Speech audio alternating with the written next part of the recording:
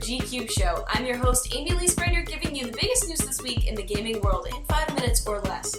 This week, Microsoft announced the release date of the Xbox One, the North American League of Legends Championships ended in a shutout, the Pokemon Company announced a surprising twist to X and Y starters, and Keiji Inafune wants to make a Mega Man spiritual successor.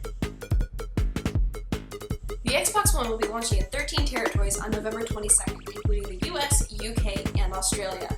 The PS4, on the other hand, will be launching 1 week earlier in the exact same territories. Who knows what this will spell for Microsoft's next-gen fortunes? The North American League of Legends Championships were held at PAX Prime this weekend in order to discover who would be qualifying for the World Championships next month. The final round came down to Cloud9 and Team Solo Mid. In a best-of-5 rounds, Cloud9 went undefeated with a 3-0 streak. Now, for those of you who don't necessarily watch League of Legends, or are not really into the esports scene, please pardon me while I geek out for a moment.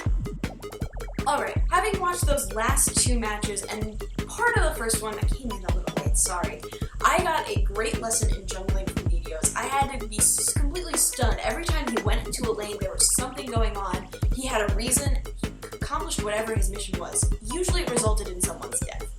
But even beyond that, we had that epic escape right near the end, where we had Fizz's ult coming up and someone else ulted right back in order to escape and stay alive. They were able to go back, finish off what they had started, and then they were able to go back and heal. Had they not done that, they would have been dead, and there would have been a major problem. It's kind of hard to go 1v4 and then have the rest of your team show up and be like, hey, we finished them off for you. Okay, thanks, bye, let's go destroy the Nexus.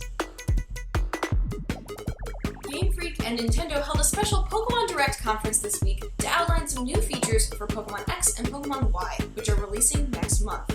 One of the biggest announcements is that you're going to be getting 2 starters this time around. Yes, you heard right, 2 starters.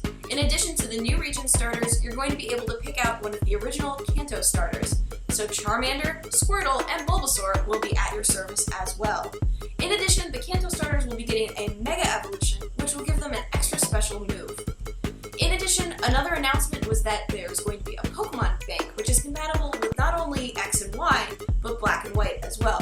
This will be an extra charge, which is yet to be announced, but will give you an extra 3,000 storage slots online.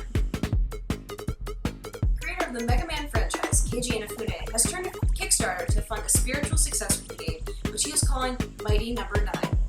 He based his decision to turn to Kickstarter based on fan demand for a new Mega Man game, and he simply saw its demands not being met by the game's IP owner, Capcom. So he's turned to his fans and said, alright, you want it, now help me make it. That's all I have for this week, but maybe there's a story I missed. Let me know in the comments below. And also drop me your opinion about the new Pokemon starter setup. Has Game Freak taken it too far? Don't forget to subscribe to GQ and give me a follow on Twitter and Tumblr for updates on the show. You can find all that info in the description below. Thanks for watching, and I'll see you next week.